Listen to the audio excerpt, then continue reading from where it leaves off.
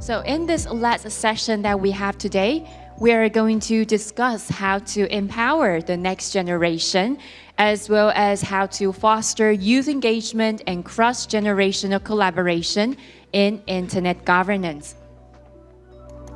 For this session, we actually have two moderators, and both are students.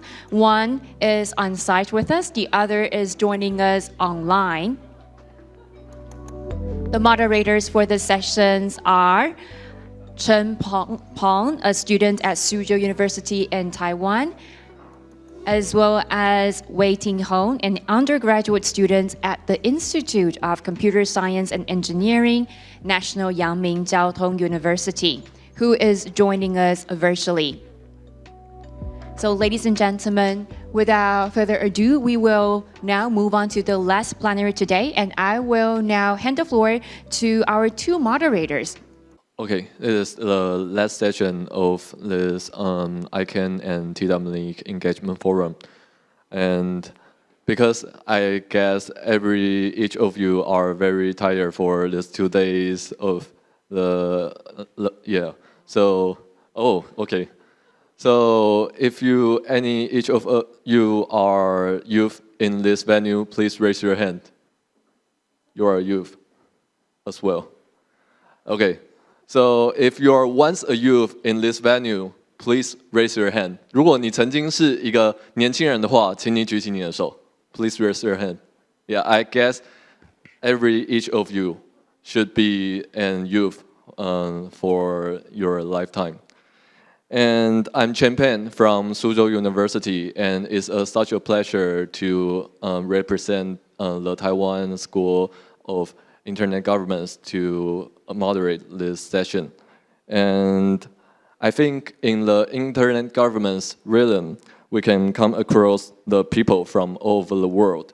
And when it comes to all of the world, the people, they maybe come from the different cultural background. But I think there's an issue that a lot of people wasn't bringing a lot, that is the different generation. They also got a lot of cultural variant. And I think this kind of issue should be addressed more about the generational clashes and the cultural discrepancies. And another issue I want to bring about is the challenge for youth in the Asia-Pacific region. So, and another cultural challenge, more specify certain cultural, is the infantilize the idea and voice of the youth.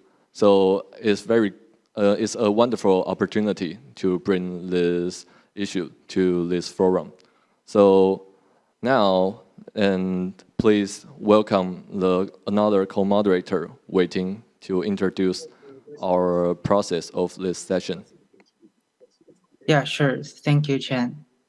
So hello, everyone. Greeting from Osaka, Japan. Welcome to our panel discussion today. I will be your co-moderator, and my name is Wei-Ting. You can just pronounce like waiting for someone, the waiting in that.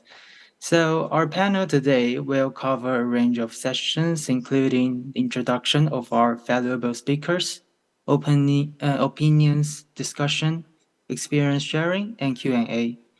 So we have 5 minutes for speaker introduction, 20 minutes for opinion discussion, another 20 minutes for experience sharing, and at the end, we have 10 minutes for a Q&A session where you can raise any question or comment you may have.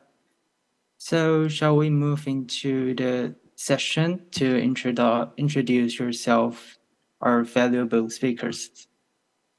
Okay, thank you, Wei-Ting, for introduce the process of this session. For easier for you audience to learn more about our fellow speaker, please welcome Pavel to introduce yourself for a minute. Hi. So I'm going first. I really apologize for the light. I tried getting some natural sunlight. It didn't work out. Yeah, it would be nice. So good afternoon to everyone from Bangkok. My name is Pavel Farhan. So I work as a program officer at the Internet Education and Research Lab at AIT, which is based in Thailand. However, for today, I am wearing the hat of the APRALO representatives. So if you know already, APRALO is the Asia Pacific Regional At-Large Organization, which is under ICANN. And well, I have been strongly involved in the Internet Governance Committee since APNIC 48, which was back in 2019. And I was a conference fellow back then. And that's what got me into internet governance. And since then, I have attended other fellowships to attend APAN and NextGen and ICANN, again, APNIC 52, APIGA as well, and ICANN 73 and 75. My passion for ICT for development is what drives me to strive for equal access to internet for minority groups, as well as I try to advocate and promote an inclusive internet and emphasize the importance of youth participation in the multi-stakeholder process. As a result, I'm also the Net Mission Ambassador under .Asia, as well as the Net Mission Advisory Board member and Digital Grassroots Ambassador. That's all from my side. Thanks, Pavel. And next, we have Jay Wang. Hello, I'm Jaewon from Korea, and I'm currently a PhD candidate in Karlsruhe Institute of Technology based in Germany. So I started my internet governance journey by joining APIGA 2018, which is the organized by KISA and also ICANN for developing use generation for the internet governance expert. And afterwards, I got to know the other fellowship programs. So I've joined like ICANN, APRIGF, IPNIC, and other fellowships where I got to know other people who are involved in this. So I was joining all the other youth initiatives. Then I realized in Korea there was no such youth organization or not even a youth session in Internet Governance Forum, or I think like in Hong Kong or other Asian country, there are usually like youth IGF, but we didn't have such a thing. So I joined the committee member of Korea Internet Governance Forum, and I started the first youth session and also created the first youth organization called Voice of Youth at Internet Governance. Then we are now having a youth fellows every year. So I think after, even though the country is really developed with the technology, if you don't give effort in fostering youth, there's not much room for development in the future. So I think I'm really glad that today we have a session for the youth for this forum. Thank you. Wonderful. Thanks, Jay Wang. And next, Stella, please. Hi everyone, greetings from Kyushu, Japan. My name is Stella, and currently I'm volunteering with netmission.asia. I'm also in Japan for my LLM, but I also volunteer with Malaysia Youth IGF and ISOC Malaysia. So my internet governance journey began with 2021 Internet Society IGF Ambassador, but I've been more active through netmission.asia, which has given me a platform to join YIGF, APRIGF, and APIGA all in 2022. So like Pavel and Jaewon, I feel that this is a great opportunity for youth to see that, the choice is yours, whether you want to start and begin to become more active. And I definitely want to emphasize that I believe that inclusivity is best shown through like example, and that not everyone has to come from a traditional technology background to be active in internet governance. That's it. Very good to see you, Stella. And last, we have an on-site speaker and the youngest member in our session, that is Zhongyi. Okay, so let's one is me. Hi everyone, my name is Tung. I'm APNIC 54 fellow, and last year I went to Singapore to attend the APNIC 54 conference YIGF at Singapore and APRIGF. Interesting thing is that is my first time to meet Jaewon, Stella, and Paul. Yeah. Okay. Thanks for everyone who just introduced yourself to our audience. And first, we have our session is to explore the potential clash of Gen Z cultural value with different generations, and to discuss the strategy to bridge these gaps. and trying to foster a more inclusive and harmonious environment in the field of internet governance. And another, we're trying to envision the future and discuss a potential impact of increased youth engagement and cross-generational collaboration in internet governance, focusing on how young people can contribute to shaping the future of the internet. So by the order, we just self-introduce. Maybe we can welcome Pavel to start this conversation.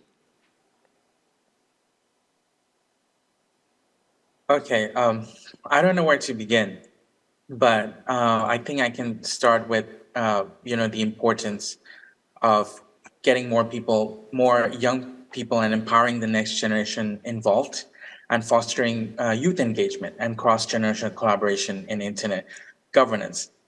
So I guess there are a few points I can bring up about the importance of youth engagement, and that is, we have to emphasize the significance of involving young people in internet governance, because they need to be able to shape the future of the internet for themselves. And it's also important to highlight their fresh perspectives, their innovative ideas, and digital literacy can contribute to shaping policies that can address emerging challenges and opportunities. And of course, as I mentioned before, it's important for them to have access to information and digital inclusion. So by including the young generation, we're also bridging this digital divide amongst the generational digital divide. And we have to provide examples of initiatives that promote internet access and digital skills trainings programs, which will enable these young people to actively participate in internet governance discussions. In that sense, APRALO, which I am representing today, has been doing a significant amount of work in capacity building exercises for the youth. So, of course, APRALO represents the Internet Users End Users Committee, which is represented at large. And we have a lot of youth engagement in this region, especially through initiatives with ICANN Fellowship and NextGen, as well as other at-large structures. I think we have around 60 at-large structures under APRALO, including ISOG, NetMission as well. APRALO has various initiatives, as well as policy forums and engagement activities, where we try to get more youth involved, because we believe that the youth will be impacted more by the decisions taken regarding the internet. And therefore, we talk to our ALSs. We also have monthly calls and policy discussions, capacity building activities that focus on engaging more youth and promoting them, and to help them present what they feel are the important points after engaging in ICANN activities that they can use to change or develop internet policies for themselves. Okay, thank you, Pavel, to introduce the experience to engaging the APRALO. And next one, the Jaewon, the floor is yours. Yeah, I think like not only the use is for the diversity or something else, but I think majority of the people who are using the new application or platform are usually used these days, and I think youth has more familiarity or even expertise in such a technology. So I think it really makes sense that we bring such people to the policy development and so on, and try to see what we can do with them. Like, not to mention that they are really creative in thinking of some new solutions and so on. But as a youth myself, what I face as a challenge is that I think like maybe all around Asia, or especially in Korea, I think youth are considered as youth itself as a single category, regardless of what expertise or background you may have. And I think we are stuck in the single bubble, so that maybe not the expert group might hear us, but within the youth itself, and doesn't really have a chance for having more exchange or discussion. So for myself, I wanted to be more having a wider audience and have more exchanges between people. So I decided to focus my strategy in focusing on specific topics such as sustainability or inclusion. And I think it really helped not to distinguish myself as a youth, but also allow me to join also other topics or discussion. And I think when we are empowering the youth or giving them opportunity, we shouldn't see themselves just as the person who we should like teach or something, but I think in the way that we should also consider them as what expertise or values they can bring to the table. Yeah, thank you. Thanks, Jaewon. And next, Stella. Right, thank you, Paul. So just to recap on your first question about generational value clashes, I think a great example would be the use of AI or specifically ChatGPT in work-related or academic-related tasks. I feel a lot of my peers are more ready to use it now. And when you encounter perhaps senior colleagues or senior students, I mean, for my setting, senior students, they are more like hesitant and they don't really want to like fully say that, I think I'll believe in this summary that I got from, I asked like ChatGPT to summarize some stuff. And so you can see that there is that generation gap there. So even in everyday tasks, the youth are more ready to kind of engage in what's considered, new technology, emerging technology. And this can sometimes cause a little bit of like a barrier when you want to discuss some work with your seniors or with people who are like less used or less accustomed to this.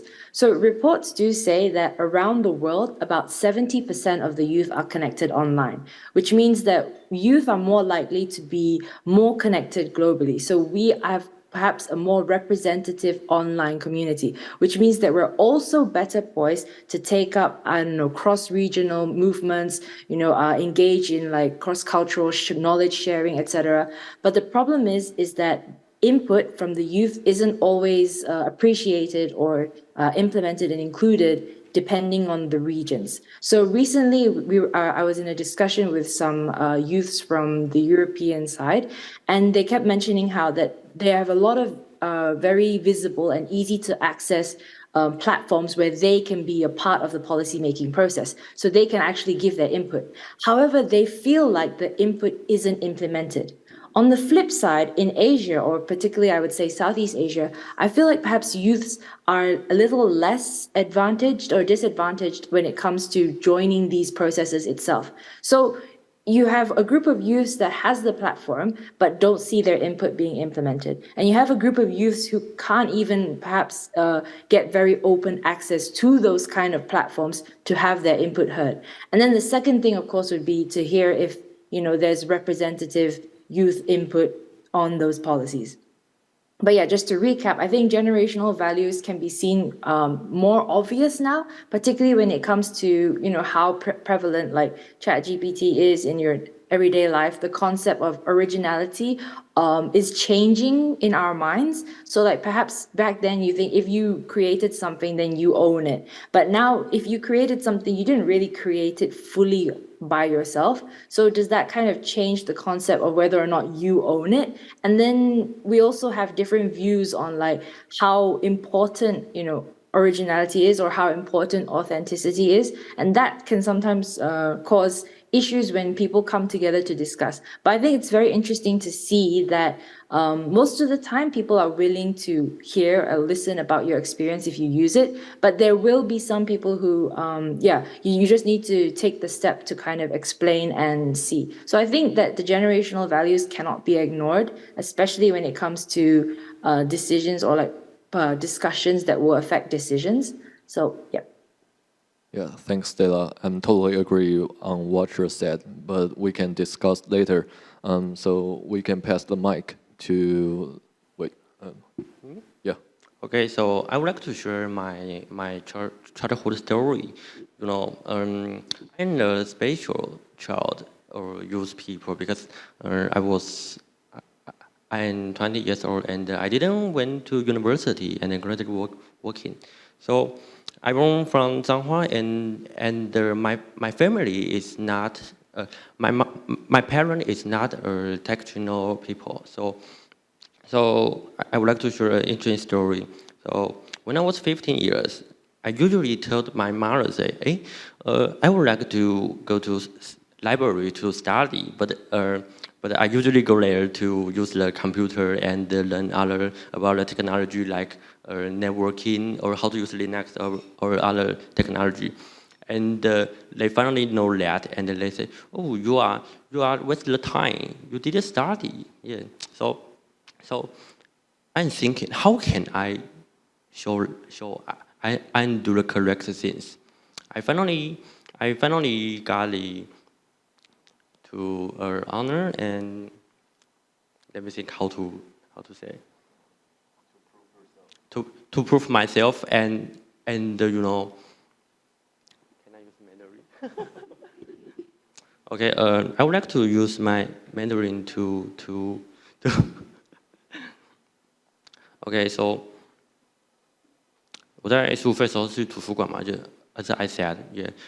Then 然后我那个时候，我爸妈总是喜欢说，哎，你不要去用电脑，就是你用电脑是在浪费时间 ，waste your time。然后我就想说，那我该如何去证明我自己？就是对，然后后来有一次，我就是 when I was studying in my junior high school, and I've trying to spend a lot of time to explore computer technology stuff, and my parents are pretty against it because they have always thinking I was playing and messing around with the computer. But I'm trying to find a way to prove myself with to making something relevant and something magnificent in the technology stuffs. Yeah, and you know, I got an honor for APRALO 54 fellows, and show, oh, I success to attend the conference out Taiwan, and as my personal, and met a lot of people like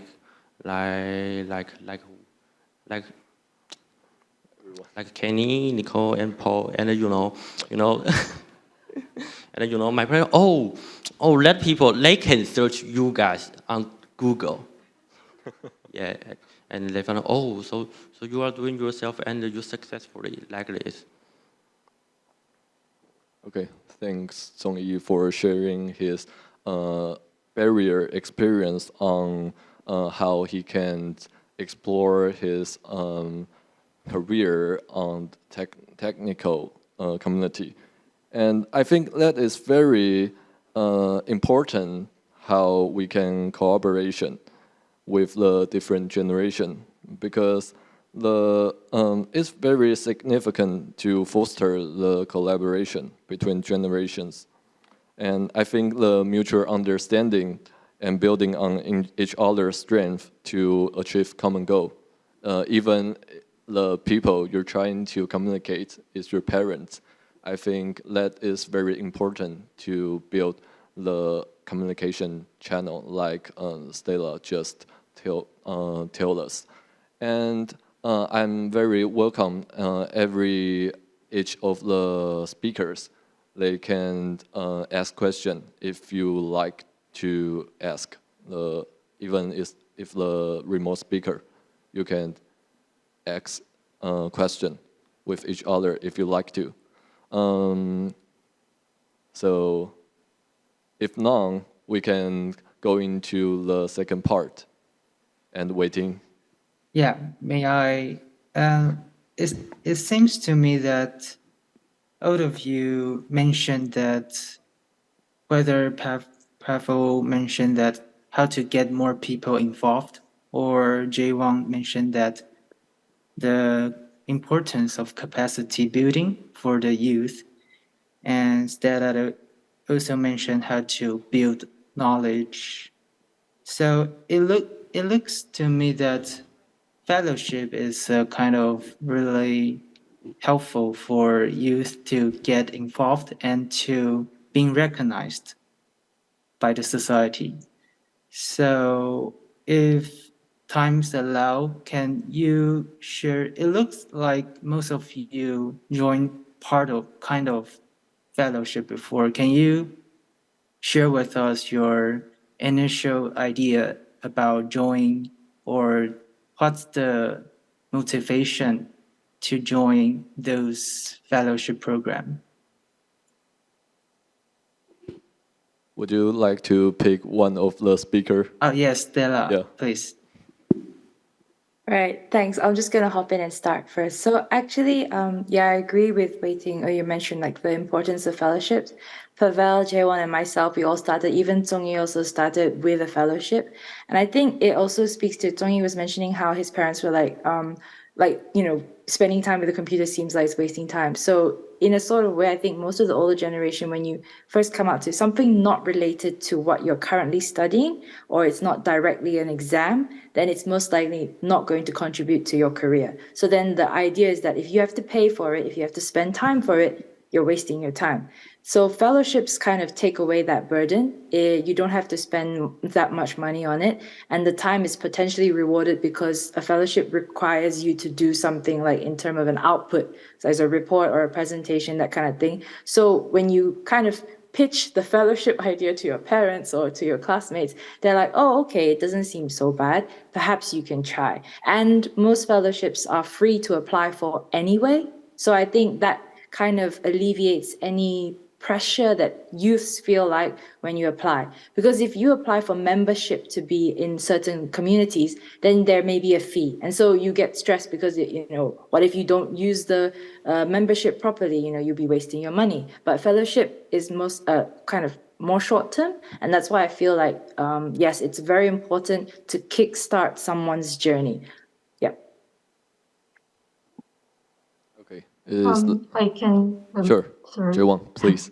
Okay. That would be wonderful. I just like to add on that, like, I think fellowship is a great way to like begin, as like usually you learn more a lot and then you can discuss further when you're in in-person meetings. And I think without the funding or expertise, I don't know, it's really hard to join in person. So I think fellowship is great, but at the same time, fellowship is for like one time joining the meeting, and I think usually fellowships are limited. For example, like ICANN fellowship, as a fellowship itself, you can join 3 times maximum in your lifetime, like beside the next gen ambassadors and so on. And yeah, like imagine you can only attend like 3 times in your lifetime, and then you have to see what you can do after. Then I think we also have to think about what's after the fellowship, because I think when you are a student, maybe when you get the fellowship and you can go, then it's easy. But imagine you got a job that is not really looking relevant to internet governance, then even when you get the money, you have to ask your supervisor if you can go. Then you have to explain what it is, and what if the supervisors are not happy, even though you take your own leaves and so on. So I think that can be kind of challenges. And so in the end, what I've seen was many people who were really active in internet governance wanted to get a job for internet governance, but not everyone could find the professional internet governance positions, because, for example, there are only specific organizations working for internet governance, and even inside the internet governance organization, there are specific departments working for it. For example, for KISA, Korea Internet Security Agency, they also have only one department, particularly when working for internet governance. And when I was interested, I wanted to work there, but then I realized when I apply for the job, I don't specifically be able to go to that department, but it's like a routine that they just decide, you go here and work for a few years. Afterward, you will see if you will end up in other department or not. So when there are only specific roles that are available, but it's always not open, then how will we be able to pursue that career?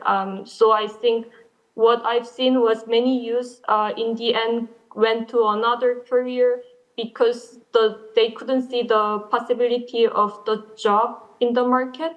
Then afterwards, they are having a hard time actively joining for internet governance, because like if you are not flexible with your work, like if you can, like I can speak now because I'm in academia, but what if you are like have to be in person for work, then you cannot maybe even join online. So I think we should try to see what are the like opportunity or possibility that we can give to the people who already learn all the expertise or all the knowledge after fellowship. If we cannot allow them even to keep participating on it, I don't see the point that what are the knowledge or going through. And yeah, I think even if it wouldn't be the specific organization that can provide such a thing, I think we should give like more like role model or the examples that even though this person couldn't manage to get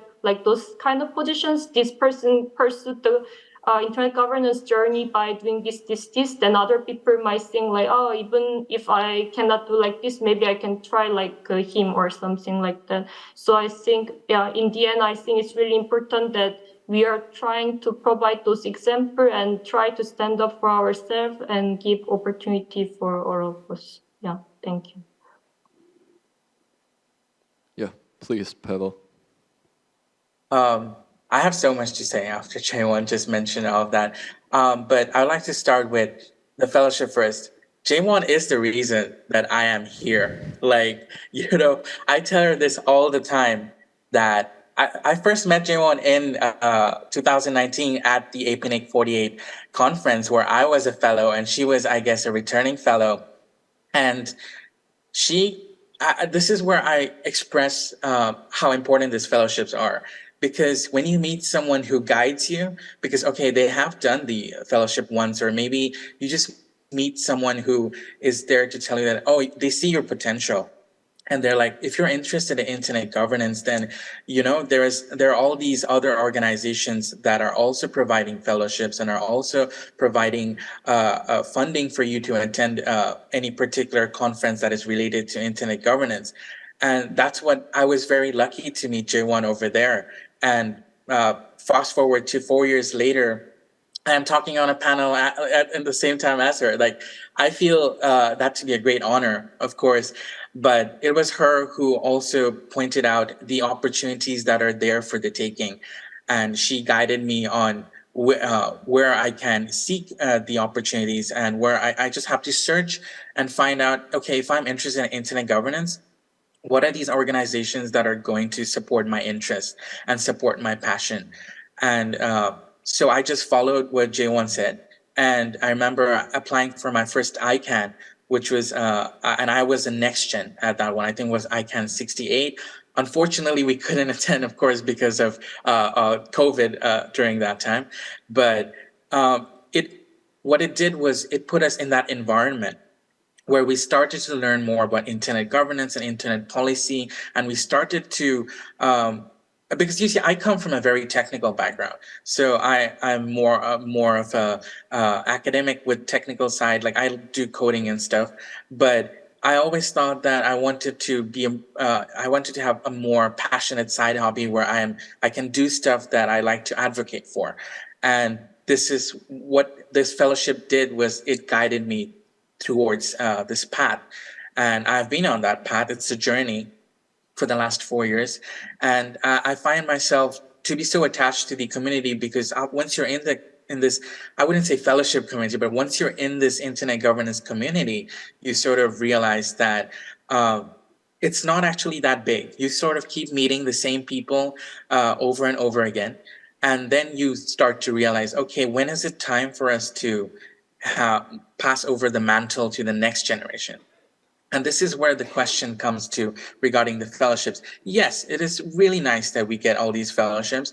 And even though maybe some of them are limited, but as Jaewon mentioned, once the fellowships are done, then if you're still passionate about the topic or what you're advocating for, then you can still maybe tell these organizations, I want to be a member or I want to be involved. And if you're lucky, maybe you won't have to be a paid member. You can be an individual member like we are here at APRALO. So, but then again, I feel like sometimes why do we keep seeing these same people is because maybe sometimes what happens is there's an abuse of these fellowships, and people like it when you give them when you give them free flight tickets to go and travel to another region. It's nice. Maybe you can do that 3 or 4 times, but after that, we still want these people to stay in the community, but maybe that was not their goal all along. Maybe it was just going to these fellowships and not really doing much of the connection with not much of the connecting with all these mentors who can help you out, people who can guide you.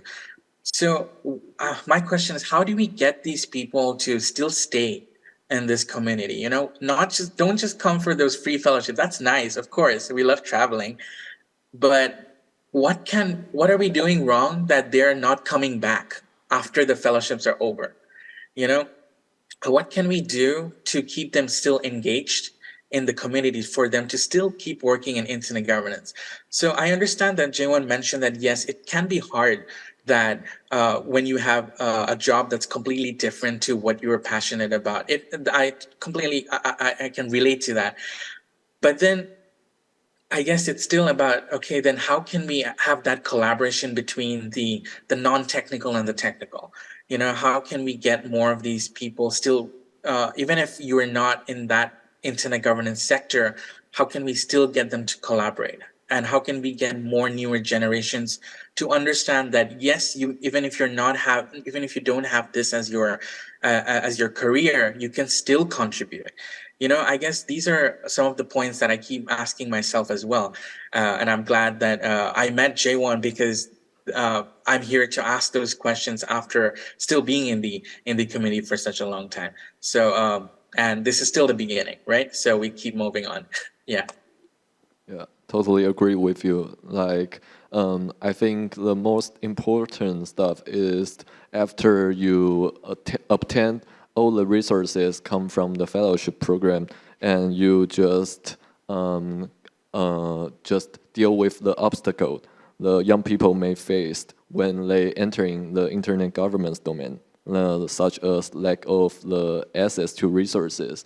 I think that is very important to find out what's the reason to keep these people from getting fellowship program and still coming back to internet governance field. And so there's another people who obtained the fellowship program. Let's hear the Zhongyi, please. Yeah, so I agree Jaewon and Pavel's opinion. So perhaps somebody, you know, I'm a technical person, and I would like to share an interesting thing. When I went to Singapore last year to attend the APNIC 54 and APIGF, I met a lot of people, over 100 people, and gathered over 50 business cards. And after the conference, I still keep in touch with them. Yeah, so it's interesting. I would like to share. Yeah. Oh, by the way, you know, when I went to Singapore, I have the long hair, so. Okay, so we can move to the next part of our panel, that is to share our experience. As a least technical session in this forum, I think that is very important to discuss about how we cope with all of the barriers before when we step into the internet governance field. And I think those of the limited opportunity to involve and those generational gap to understand all of the terms, all of the stuff in this field, I think we can discuss or share about what kinds of this experience we work with the people from different or alternate generation. And I think we can highlight the benefit for promoting the youth engagement in this area and showcase the successful collaboration from this youth professional as our speakers. And maybe we can please Pavel maybe you can share some of your experience, or Stella, if you like to. I think Stella can go first. Oh, thanks. Stella, Right. is that possible to pass the mic to you? Right, thank you. So to recap, we were talking about working in multi-generational teams. So I do believe that my experience thus far has only been about a year and a half, and I've mostly worked with youth-focused teams.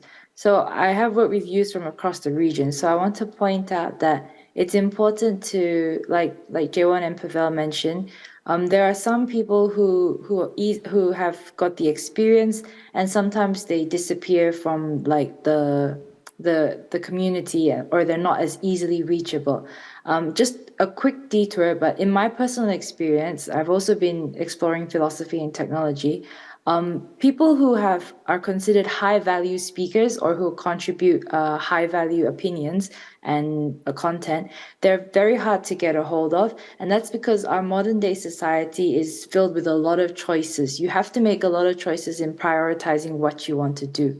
So when it comes to people who have had the fellowships and who have left, obviously it's kind of like a brain drain because they have gotten that funding and gone out.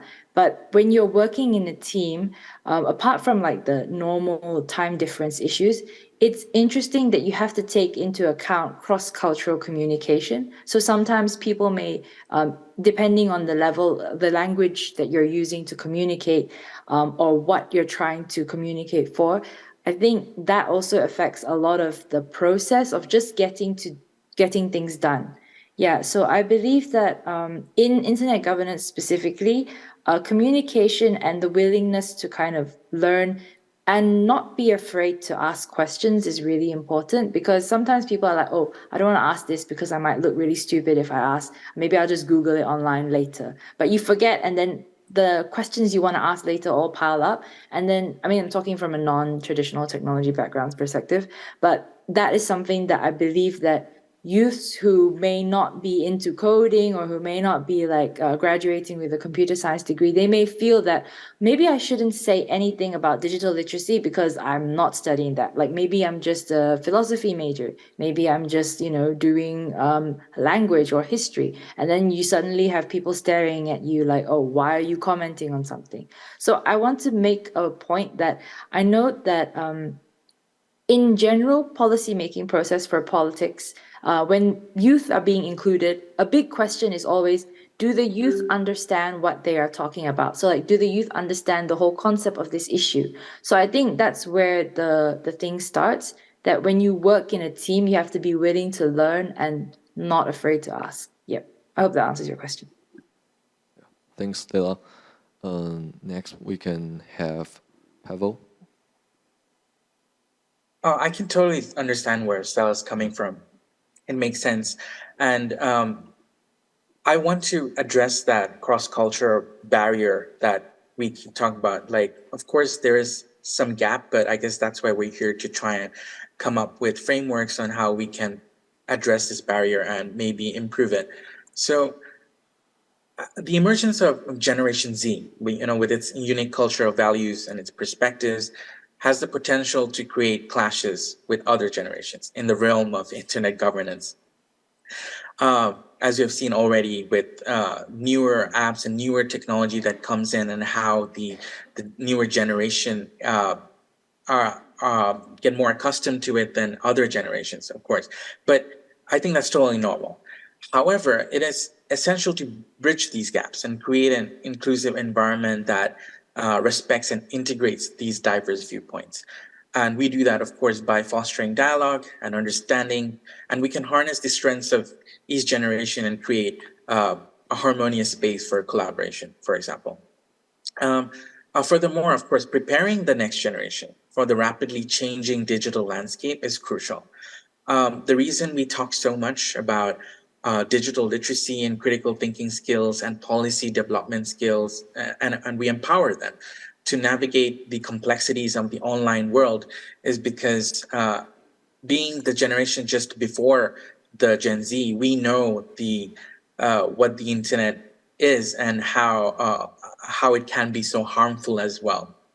But perhaps it is about educating the next generation and inviting them to come and understand our viewpoints on why they need to understand policies of the internet and why it's important to raise an awareness so that they understand what they should or should not be doing online, and give them some guidance, I guess. I give them some guidance on how they should be navigating their way on the internet. Of course, they are much more advanced than us, but what we can do is we can cooperate with this.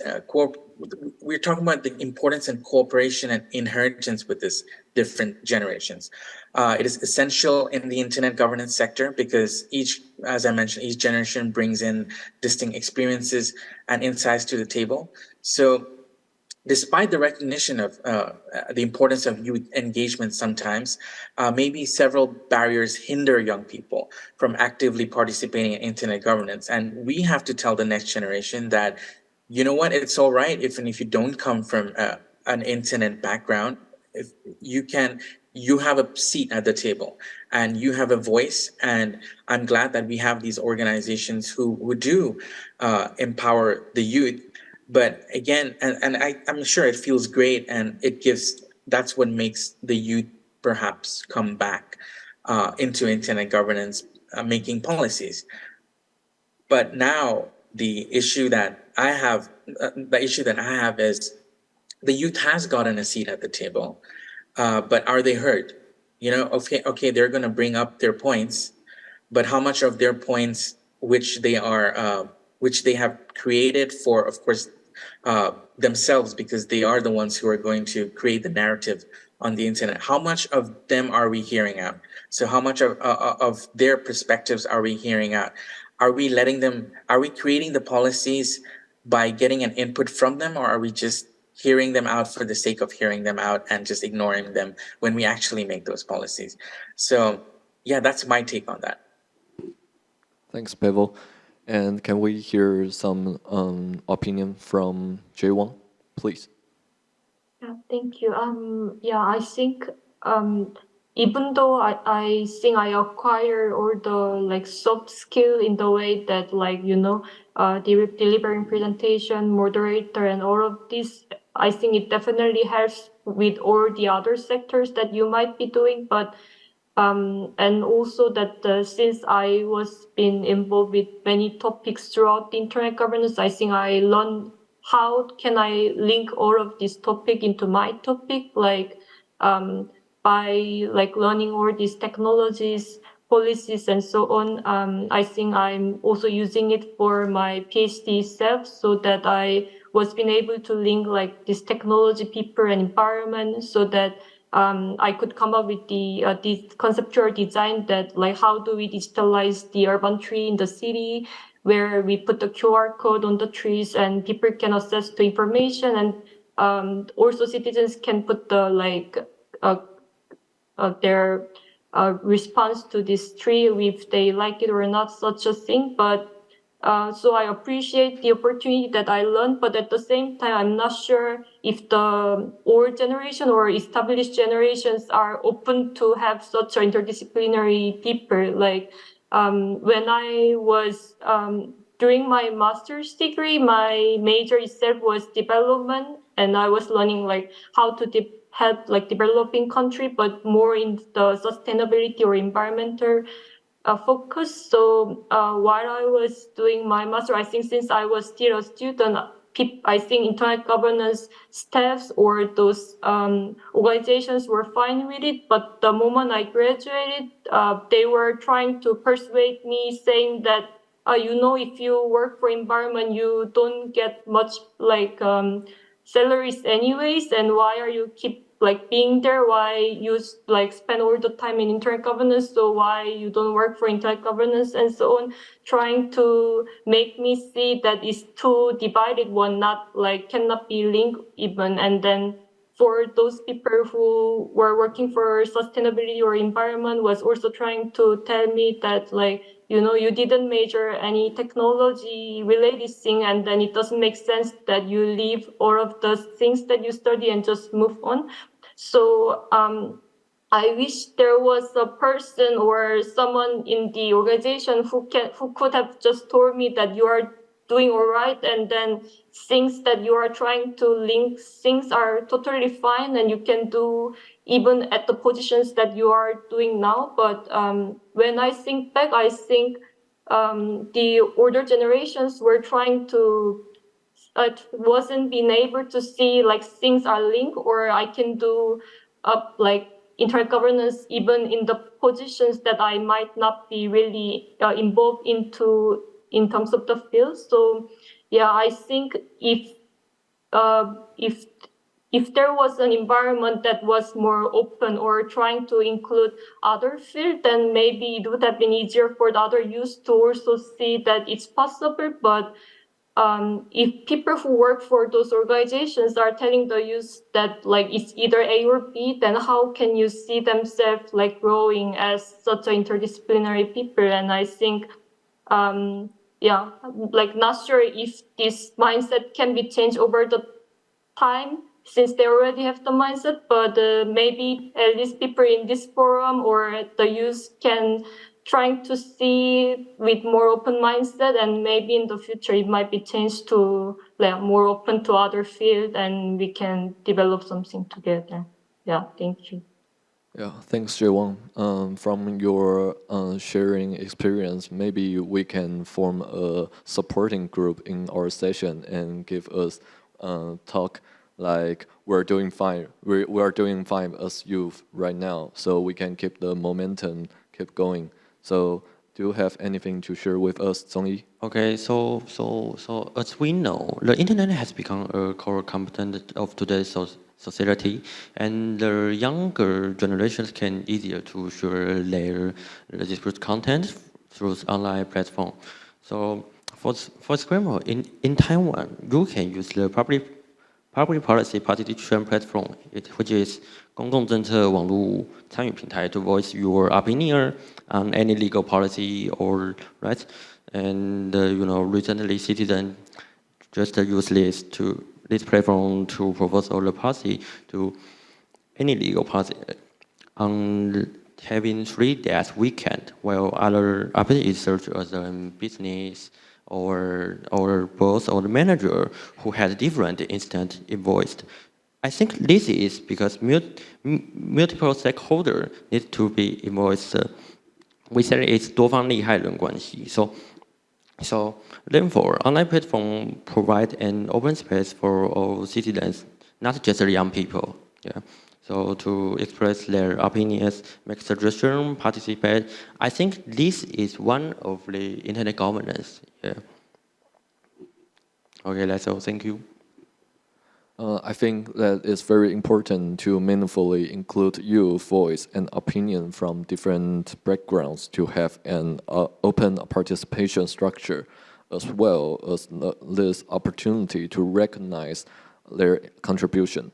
So I think, is there any question you want to ask from your end, Wei-Ting? Maybe we can go to the Q&A section first. Okay. So maybe we can open our floor for our audience in this venue. And if there's any questions speaker want to ask with each other, you can shoot open fire. And the first one we have here is maybe okay, Paul Wilson, please. Is the mic open or not? Yeah. Hi, it's Paul Wilson here from APNIC.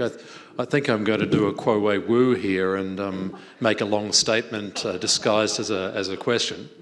But I do have some comments and some requests, and really thank you. This has been really interesting and really refreshing and wonderful to hear all of your perspectives, and particularly from APNIC, it's also extremely satisfying and wonderful to hear about your experiences through the APNIC fellowships. I'm not sure if if anyone can guess how long the APNIC fellowships have been going on now. Any idea? I don't know, 10 years, I guess.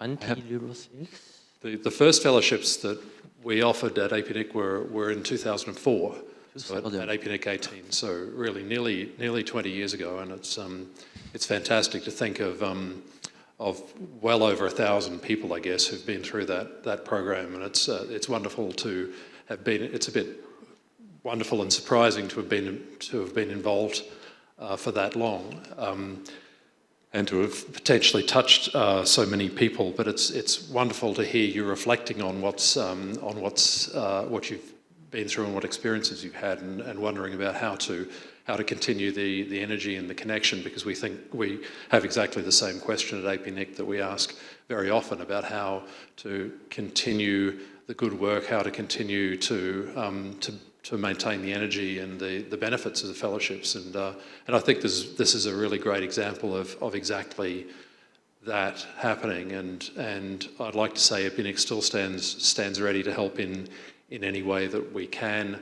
While there are returning fellowships available for some people who qualify for that, there will be plenty of other ways that I hope that you could be involved with APNIC, with the community, and even if not, I mean, more than 1,000 fellows, they're going to go off in many different directions, and I don't expect to see all of them again, but to know that people are taking those experiences and learnings is really good, and I think there are many ways in which you can do that, whether you work in internet or in technology or even in other industries. You know, the internet is something that affects everyone, and these days we're all dependent on it, and the internet governance model, the multi-stakeholder model, is something that, by the meaning itself of multi-stakeholder, it can involve everyone from any industry and any walk of life. And so I think for you to argue the opportunities at whatever your workplace is or whatever your community is, for you to argue and promote the opportunities to participate is really important. And in fact, the multi-stakeholder model of governance doesn't just apply to the internet anymore. I heard someone in the electricity industry just recently referring to the need for multi-stakeholder governance in the power distribution systems. This was in Australia, but when you think about environmental management or resource or utility management, there are some fantastic lessons and models that come from the internet's multi-stakeholder model that get shared around there as well.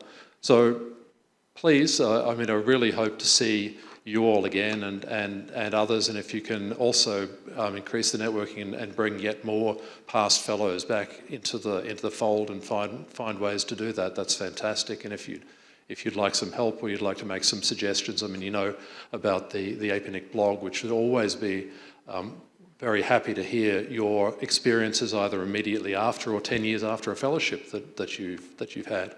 We've got a new online platform called Orbit, which is like a mailing list, a more web-based mailing list interface if anyone wants to participate there and set up any new mailing lists, for instance. If you'd like to, even if you can't attend a meeting in face-to-face, if you'd like to come and participate remotely and make your comments remotely, I mean, very welcome. And whatever I can do, whatever we can do to encourage your participation, you know, we'll do that. So, you know, just to finish, the world is changing, and you people are the change. You're part of the change. So, I really do wish you all power and success in doing that. And really, from me, as far as I can tell, you're all doing okay. So, thanks. Yeah, thanks, Paul. And thank you for establish the APNIC fellowship even though I haven't applied for it yet. I think that it's very important to raise this kind of participation for youth people to engage. So you don't have any question to ask our speakers, right? So if not, do you Can I have open for a question from our speakers? Wasn't? Okay, so... So as you know, the question is, please, whatever ideas that you have, there's room for your ideas. Please share. I evaluate APNIC fellowship program. That's because I focus on a technology person and focus on APNIC policy. So that's why I can looking for APNIC have this fellowship program. So as you know, in Taiwan, there has no many people to apply fellowship program. So I would like to ask you if you have any suggestion for Taiwan's young people to apply APNIC fellowship program. Well, keep doing what you're doing, but by all means, anyone who's qualified, please come along and apply for fellowships and look at opportunities to be involved with similar organisations, not just APNIC, but there's many alongside us and around us. And I think just to have the courage and to spend the time to put yourself forward and to participate is really really important. And you're more than welcome as far as I'm concerned, as far as the organisation is concerned. In fact, we're grateful to you for spending that time and spending your time participating, because your time is as valuable as anyone else's. So thank you. Thank you. Thanks, Paul Wilson, for answering our question from speakers. I'd like to add on things I've heard from you. So I was also this APNIC fellow in Chiang Mai in APNIC 48, and I think fellowship also gives the organization opportunity for our fellows to know how is the organization's like, and then they can see the environment and see if they actually want to work there in the future. Because when I did this APNIC fellowship, I somehow had a vibe that APNIC is really different from other organizations. I don't know, somehow they were really friendly, and the vibe between the fellowship was really different, so that all the APNIC fellows are still in contact. And even though now I'm in Germany, many fellows who were in Europe, we all still met and so on. And I think even after the fellowship, the friendship or the networking kind of continues. So we really appreciate. And I think after the APNIC fellowship, I was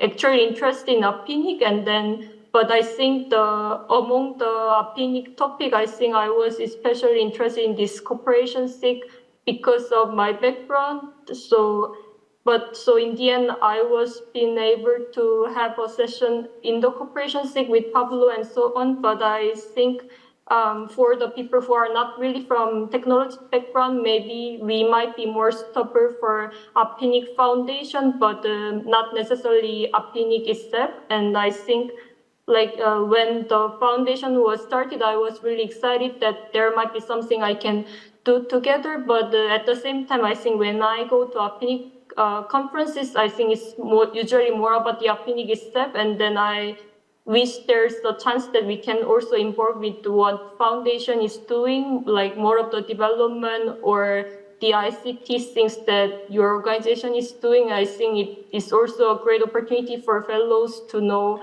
what you are doing in your organizations, and I think it can also motivate the fellows to be more involved with it. Yeah, thank you. Thank you. So maybe now we can reverse the table back, and Kenny, please shoot your.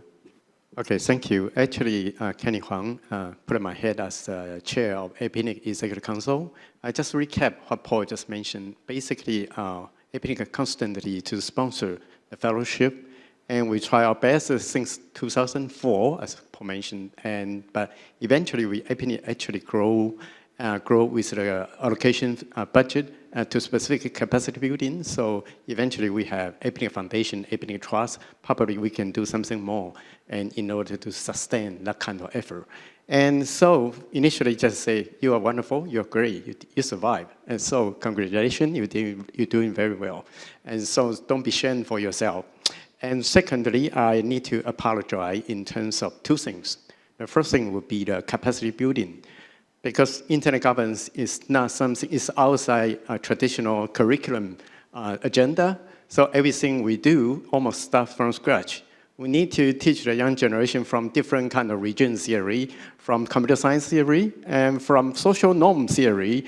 And so we try very hard because we only can get part of the component from different region. And so it's very hard, so it's difficult for you to learn from traditional curriculum and from the university. So that's a apologize, but we try our best. And secondly, regarding to the career path, as John Wang just mentioned, even consider we allocate budget for young generation, but doesn't mean once you pass the fellowship, what will be the next step? That will be, from some sense, very painful.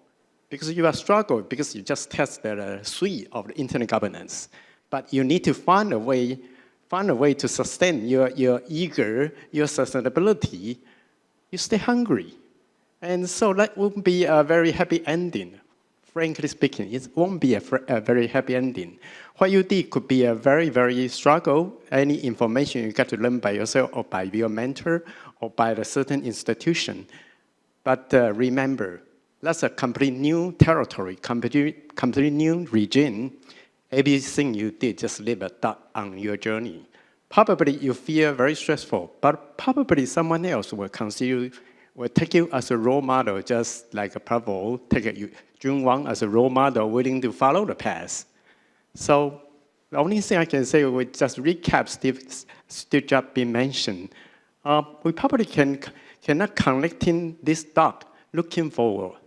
We can only connecting them looking backward. So when you're looking backward, consider what will be the motivation push you go so far. Keep in mind and not stay hungry. Try your best, find your spirit, and try to explore your final destination. That's a totally new universe. Thank you. Thanks for the pep talk from Kenny. So do you want to ask any questions for our Maybe someday audience? will you be the mentor in the future?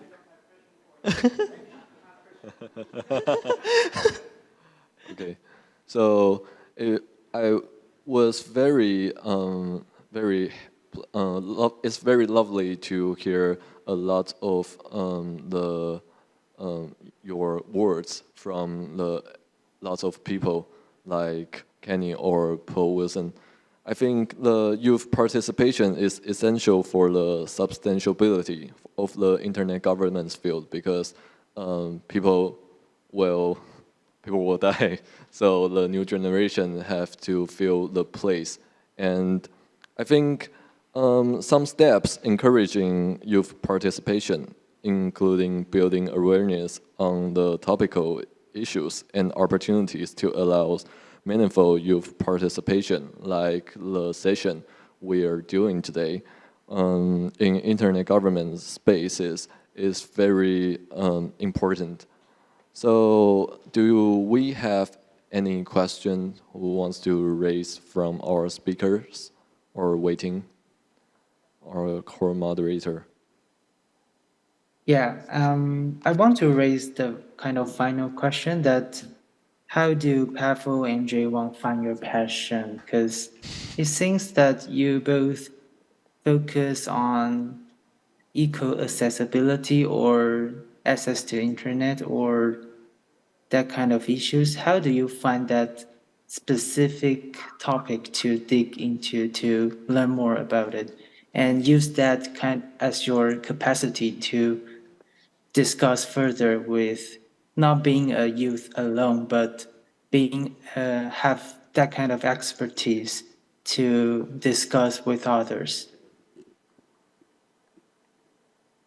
I can start. So since my master degree itself was development, I was generally interested in helping developing countries. So when I first got into intergovernance, having equal access to developing country was first in my mind.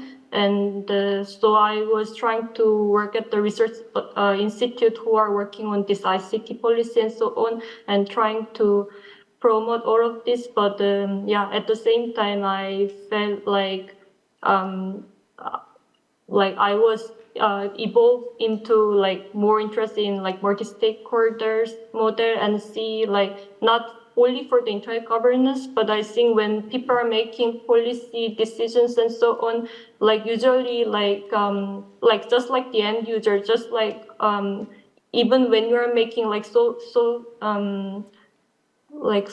decisions, usually citizens' voice are not really being heard from the politicians and so on, and I was questioning that. So coming back to my own field, since I'm working on this environmental topic, I wanted to make sure the citizens' voice are heard, so that like governmental managers or someone else will actually know what was the actual demand and what are the differences. And I think that's how I also these days got into like citizen science. So I'm trying to develop the policy using the nature, but trying to include more citizens and stakeholders as possible. So I'm doing some interview to experts, but also to like diverse stakeholder group, and trying to do questionnaire to the people so that I can also show the government official this was the actual demand from the citizens, and trying to see how can I co-design the solutions to tackle those challenges. Because yeah, even if you like, for example, even if you come up with a nice park in your area, if the citizens actually didn't like it, or if there were any like tree with the allergies, then there's actually no point we are doing such things, something like this. So I think in the end I was being able to see how can I actually put this into my topic. And I think, yeah, as you are pursuing your topic or so on, I think you end up seeing yourself what was your passions that you can actually relate to your topic. And I wish other people can also do that. Yeah, thank you. Yeah. Thanks, Jaewon. And Pavel, if you would like to answer this question as well. I think what Wei-Ting asked was about how do we keep the passion alive, right? Like what keeps us going? So of course, I guess there has to be two parts to this. One, you need to find someone, or like there has to be someone who guides you and puts you on a path. I've been lucky to have met Jaewon, who showed me the path, and I got on that path and continued my journey. But also there has to be from your side, like from yourself, you need to be you need to find a purpose or find a goal. And for me, that comes from my mother. So my mom has a very anthropological background. So she studies gender, and she specializes in, let's say, topics that involve gender-based violence and sexual harassment and stuff like that. I always look up to the work she does, because I find that it's very challenging and sometimes can be very difficult to deal with these topics, which not many people like to touch as much upon. So her going to the field and, let's say, interviewing someone who is a victim of sexual harassment like that, and then her telling me about her experience, because she wanted me to understand exactly the kind of person she wanted me to become.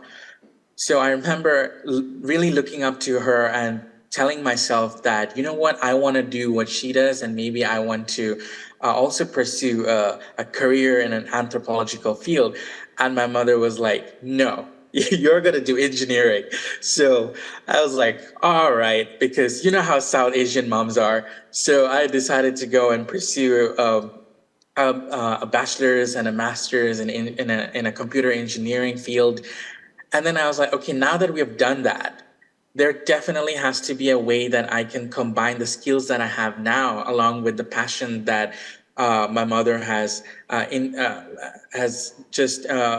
the passion I've seen my mother work on, and I wanted to have that same passion. So I was like, internet governance really wasn't my first choice. I mean, it just fell on my lap, like I said.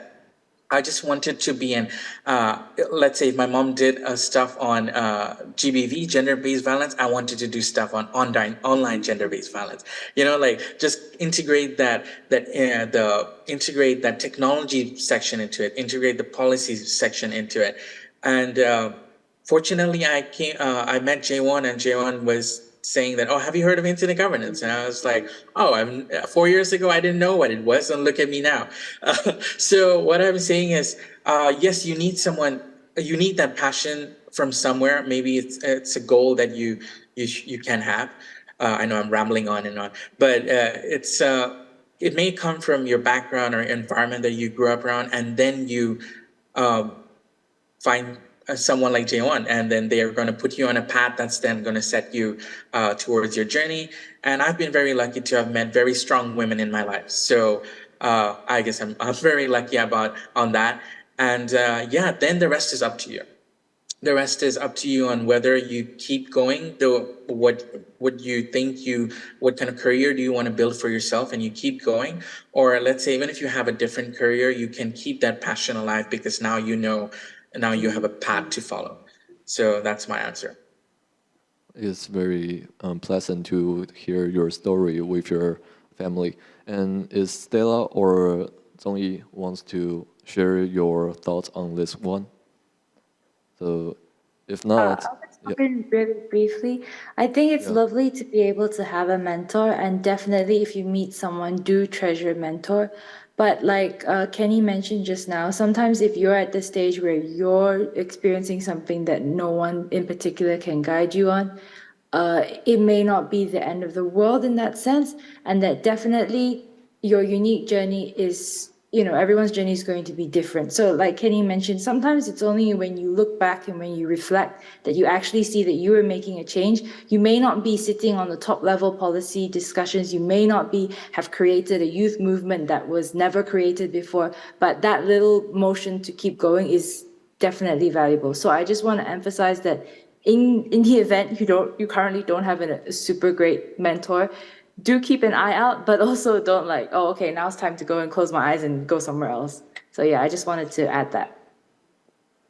I think in our quest for acknowledgement, recognition, and appreciation of our ideas, we as a younger generation, we're not just standing still. I believe we're taking action. We view the collaboration as the cornerstone of inclusion and the meaningful engagement. So let's come together, each of us. We can turn this small step into a giant leap. We're not just seeking to have our voice heard, but to have them resonate and effect real change. So it's very happy to see each of the audience and the speakers who joined this session from online or on-site. So thank you all. Thank you very much to Cheng and Wei-Ting for co-chairing this session, and thank you to all the youth panelists for this very impressive session. We would now like to invite everyone to please have a group photo. We are going to have a hybrid group photo. So our two speakers on site, please come to the front. Yes. And then for our four speakers online, please just look into your camera, and on my count, show us your big smile. All right, 3, 2, 1, and a big smile. All right, thank you very much for this wonderful session. Thank you. Photo. So speakers on site, please come to the front. Yes. And then for